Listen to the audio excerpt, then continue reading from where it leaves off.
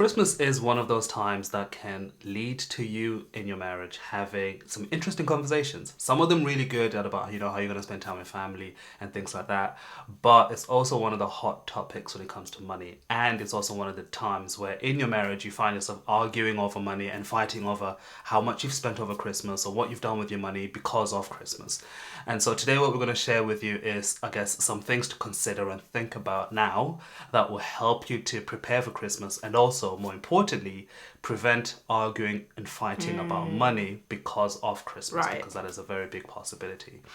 For me, I'd actually say one of the main reasons why couples end up having money fights over Christmas or around the Christmas period is simply because a lot of couples will fail to agree from the onset. Like, okay, how much are we spending over Christmas? How much are we putting towards individual things over Christmas? That could be like gifts, it could be food, it could be, oh, are we traveling? How much are we spending on that? So a lot of couples fail to do that from the get-go. And then when all these expenses are coming up, it's like, wait, why are we doing that? Why are we doing that? And then you end up arguing over money. Yeah, I guess what you're saying is about planning ahead. Yeah, like it's failure to plan ahead will definitely cause you a lot of issues. Because think about it, Christmas, there's a lot of expenses that come up. It's not just gifts. And maybe some couples will plan ahead and be like, okay, this is what we're doing in terms of gifts. But have you thought about your food for Christmas? Have you thought about the fact that you're traveling for Christmas? Have you thought about the fact that,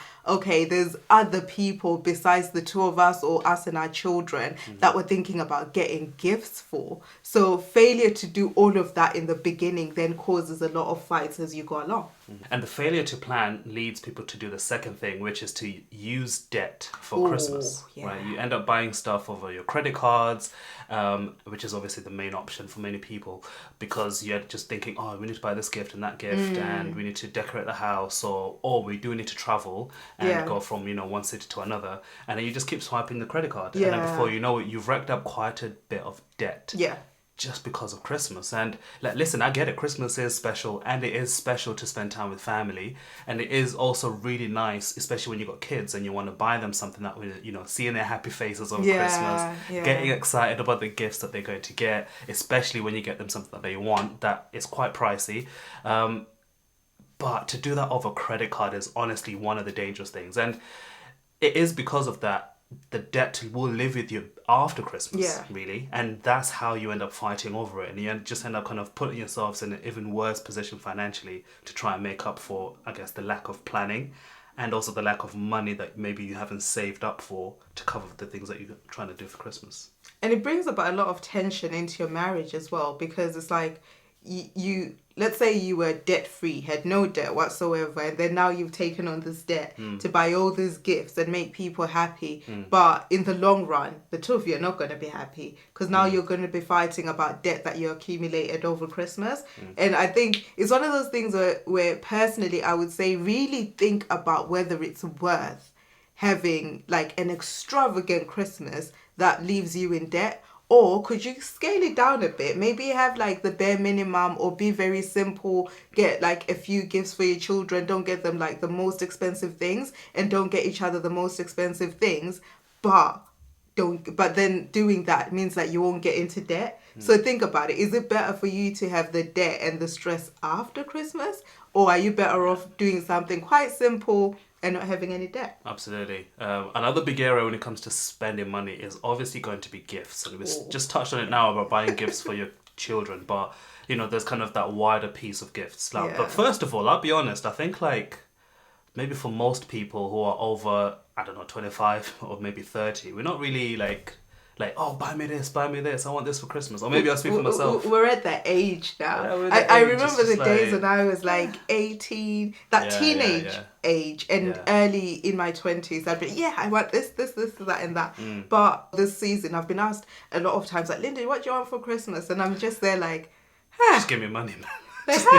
But I've really had to think about what I want for Christmas. Whereas back in the day, I've got bills to pay. Like back in the day, it wouldn't even take us 10 minutes. We'd have that list done quick. Whereas now we're like, do I really need that?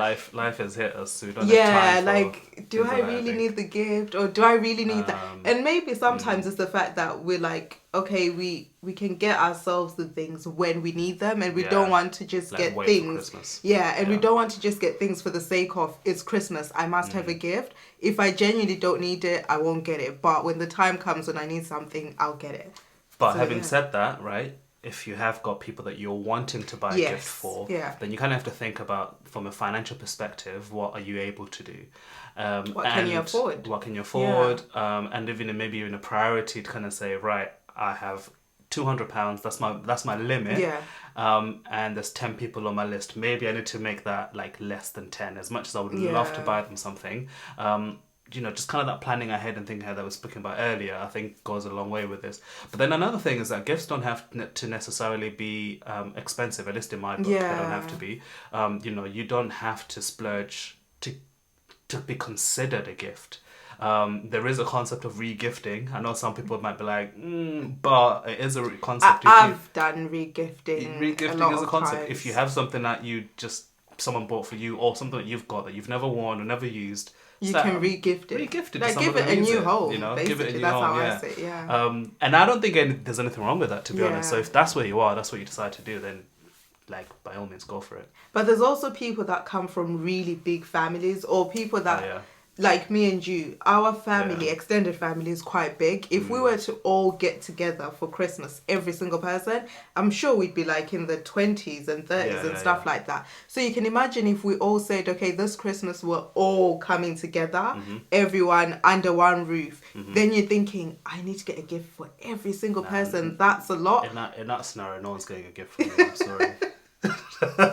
20 people. No one's getting a gift. Because some people might be thinking, I'm the gift, my presence is the gift. And that's the thing. Some people might actually be thinking, we need to do that. We need to have 30 gifts for everyone. True. But something you can do Secret Santa. We've done this with our family. When we've had like big Christmases, we've decided, no, we're not doing the whole everyone gets a gift from everyone. What we're going to do instead is we're going to do Secret Santa, and then each one will get a gift from someone. Person. But if, like the two of us, we've got a son, if we then want to get extra gifts for our son, we'll do that. If we want to get extra gifts for each other, we can do that. But what we're not going to do is be getting 30 gifts for each and every single person. Like, whoa, that's a lot. I also think there's this whole thing of, every time we have Christmas, it must be an extravagant thing. It must be big. You must have new decorations, new tree, new everything for Christmas. But 100 things on a exactly. But genuinely, if you can't afford certain things, it's fine to reuse your decorations. It's fine to reuse your tree. I think we've used the same tree for like 3 or 4 years now, because to us it's a tree that we'll use for maybe it will be up for like a month, and after that it's in the shed for 11 months. So why should we get a new one every year? Another thing that you can do is, you don't have to do everything at a big scale. You can actually do things at a smaller scale and still enjoy it. I personally feel like when it comes to Christmas, what I enjoy the most is spending time with my family, that quality time, playing games, enjoying each other's presence. That's what I enjoy the most. And I think sometimes we overthink it, and we're thinking it must be about the gifts, it must be about the decor, it must be about having the most extravagant food. But at the core of everything, I think every person in that room is just wanting to spend quality time with each other. Yeah. So keeping it small might even mean keep it simple. Really. It doesn't mean it's not elegant or it's not to a certain standard. It just means keep it simple, do what's possible, and don't overstretch yourself. And this might even be for like a time element. Like if you've got like a big family locally, and you're thinking, I want to be able to see everyone. Sometimes it's just like, I just don't have time to see everyone in a meaningful way. So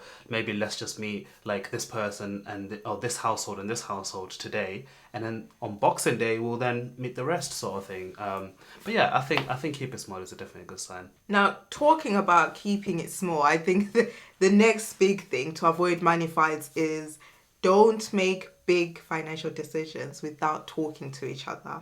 And the reason for this is because if one of you decides, I'm going to go and buy a very expensive gift that will both feel without consulting him, it will cause a lot of tension and a lot of fights within your marriage. So it's better for you to discuss any big financial things that you need to do and then be on the same page. At least no one's caught off guard. No one's not knowing what's going on with the finances. But have a discussion and come to an agreement, especially about big financial things. Yeah, and this obviously is about the whole Christmas itself, Yeah. giftings, food, whatever it is that you're thinking about doing. But the argument that will come from this is that if you decide to do something without having that conversation together, then there will be disagreements. There might even be disagreements on the day of Christmas, and they're like, wait, why did you buy this, or why did you buy that, and when did this come from? Or when a gift's getting or you maybe one of you buys a gift for your child or something, a very expensive one, and the gift's being unwrapped, and that one's like, hold on a minute, the hell is that? A whole iPad, and you exactly. didn't tell me that you were buying them, and And so who's paying for that? Where did the money come from? So I think that obviously is where arguments come from. So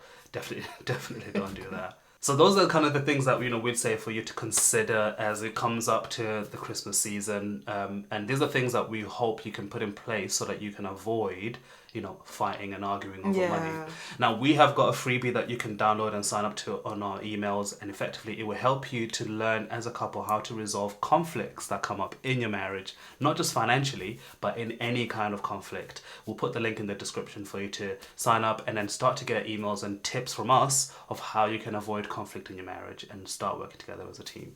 We'll see you on the next one.